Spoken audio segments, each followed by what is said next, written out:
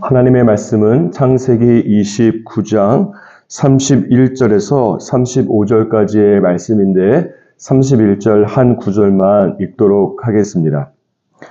여호와께서 레아가 사랑받지 못함을 보시고 그의 태를 여셨으나 라헬은 자녀가 없었더라. 이 세상을 살아가다 보면 모든 사람들이 자기만의 결핍을 경험하면서 살아가는 것이 인생입니다. 오늘 본문 말씀 안에 보면 레아는 남편 야곱의 사랑을 받지 못하는 결핍을 경험하고 있습니다. 반면에 라헬은 남편의 사랑은 받았지만 자녀를 낳지 못하는 결핍을 또한 경험하고 있습니다. 인생은 가까이서 보면 비극이고 멀리서 보면 희극이라고 하는 말이 있지 않습니까? 다른 말로 말하면 겉으로 보기에는 아무런 문제가 없어 보이는 사람도 가까이 가서 보면 실제로는 남에게 말 못할 자기만의 문제를 모두 가지고 살아가는 것입니다. 사실 모든 사람이 각자 나름대로의 부족함을 가지고 살아가는 것은 동일할 것입니다. 하지만 나 자신의 결핍에 대한 반응을 어떻게 할 것인가는 하늘과 땅 차이로 다를 수가 있는 것입니다. 하나님께서는 나에게 있는 것에 집중하게 하시고 나에게 있는 아무리 작은 것이라도 소중하게 여기며 나아갈 때에 인생을 감사하며 살아갈 수 있게 하십니다. 반면에 사단은 나에게 없는 것에 집중하게 하고 나에게 없는 것을 움켜쥐기 위해서 헛된 노력과 원망을 하면서 인생을 낭비하면서 살아가게 합니다. 따라서 나에게는 없는데 다른 사람에게 있는 것에 집중하면 열등감과 시기심에 빠지고 하나님을 원망할 수밖에 없는 것입니다. 반면에 나에게 없는 것이 아니라 하나님께서 나에게 주신 것에 집중하면서 살아가게 된다면 하나님께 감사가 넘치게 되는 것입니다.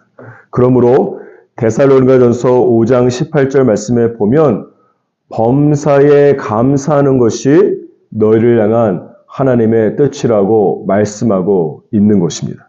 오늘 본문 말씀 안에 보면 레아는 자신에게는 없는데 동생 라헬에게는 있는 남편 야곱의 사랑을 얻기 위해서 인생을 낭비하며 살아갔습니다. 또한 라헬도 자신에게는 없는데 언니 레아에게는 있는 자녀를 출산하기 위해서 살았습니다. 레아와 라헬 두 사람 모두 결핍을 경험하고 각자 자신의 결핍을 채우기 위해서 살았지만 두 사람은 각각 인생의 끝에 보면 서로 다른 결말을 맞이하는 것을 볼 수 있습니다. 내가 인생 중에 경험하는 결핍이 돈의 결핍이든 사랑의 결핍이든 모든 결핍은 사실 결핍 자체가 중요한 것이 아닙니다.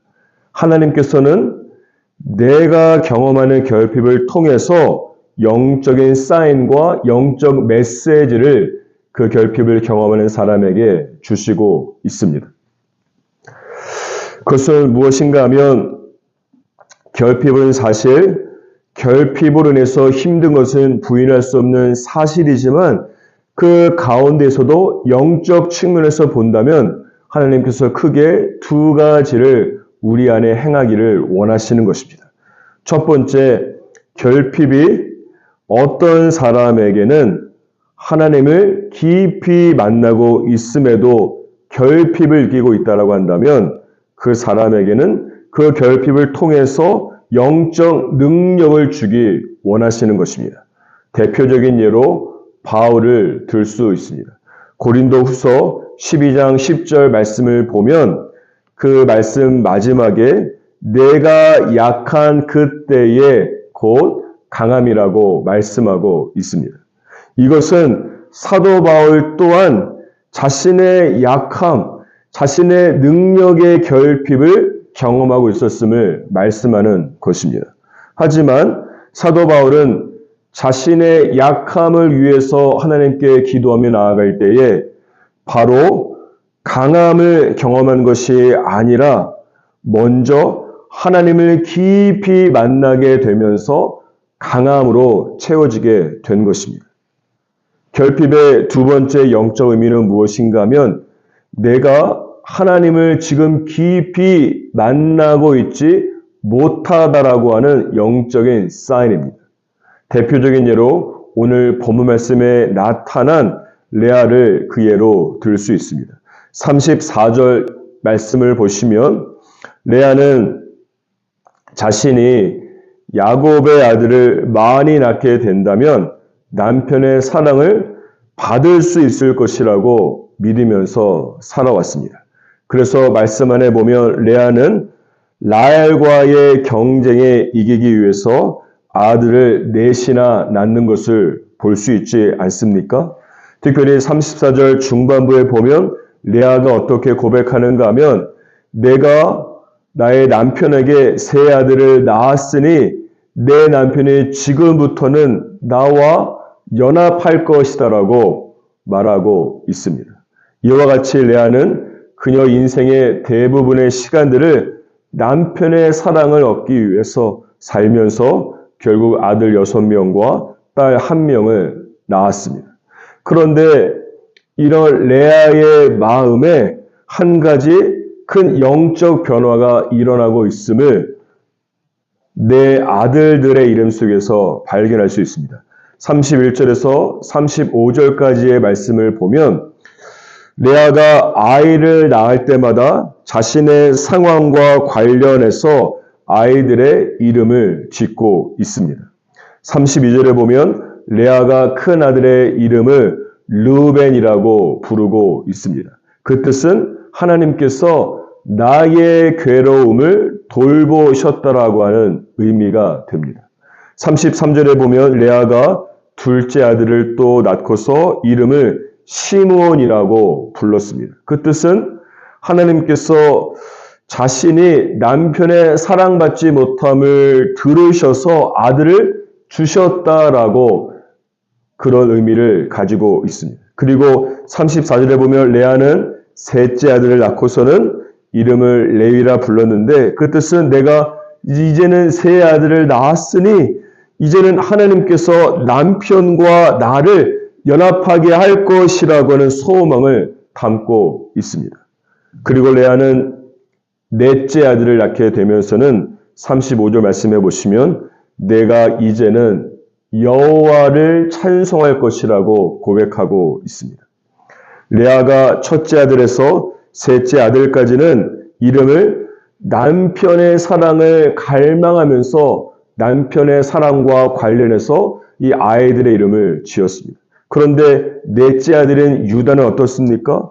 유다라는 이름에는 남편과 관련된 아무런 상황이 기록되어 있지 않습니다. 이것은 무엇을 의미하는가 하면 레아는 남편의 사랑을 받지 못해서 힘들고 슬픈 것은 변함이 없지만 그런 속에서도 하나님을 찬양하기로 결정한 것입니다. 레아는 남편이 나와 연합하지 않아도 내가 남편의 사랑을 받을 수 있는 아이를 낳지 못한다고 할지라도 이제는 하나님 때문에 찬양하게 된 삶을 살게 된 것입니다. 여기서 우리는 레아에 대해서 한 가지 중요한 사실을 발견할 수 있습니다. 레아는 4명의 자녀가 있지만 남편의 사랑이 없는 상황 속에서 하나님께 기도하면서 먼저 하나님을 깊이 만나게 되면서 영적 결핍이 채워지게 되는 것을 볼 수가 있습니다. 그리고 영적 결핍이 주 안에서 가득 채워지자 이제는 남편의 사랑이 없는 결핍은 더 이상 문제가 되지 않게 된 것입니다. 그래서 레아가 이제 내가 하나님을 찬양할 것이라고 넷째 아들을 낳으면서 고백하고 있는 것이죠. 그러므로 결핍의 원인이 채워질 때 진정으로 채워지는 것이 아니라 어떤 결핍을 경험하든 하나님을 온전히 만날 때에 모든 결핍들은 채워지게 되는 것입니다. 따라서 하나님께서는 내가 결핍이 채워지기 위해서 기도하면서 무엇보다 하나님을 만나서 인생의 가장 중요한 근본적인 영적 결핍이 채워지시기를 원하시는 것입니다. 따라서 내가 일단 하나님을 깊이 만나서 가장 중요하고 근본적인 영적 결핍이 채워지게 된다면 결핍이 더 이상 문제가 되지 않고 영적 체험이 인생의 비움을 채우고도 넘치게 되는 것입니다. 사랑하는 여러분, 인생 중에 어떤 결핍을 경험하면서 살아가고 있습니까? 무엇보다 결핍을 위해서 하나님께 부르짖고 기도할 때에 하나님을 깊이 만나게 되면서 영적 결핍이 먼저 채워지고 인생의 결핍 또한 풍부하게 채워지기를 주님의 이름으로 축복합니다. 결핍이 오히려 영적 축복으로 변하는 그런 인생을 살아가는 저와 여러분이 되기를 주님의 이름으로 축복합니다.